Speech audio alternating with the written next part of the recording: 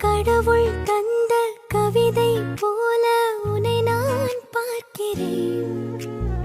இதற்கும் மேலே என்ன வேண்டும் என நான் கேட்கிறேன்.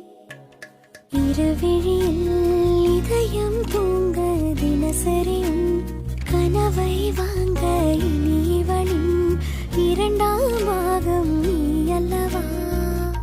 பேசும் மழையே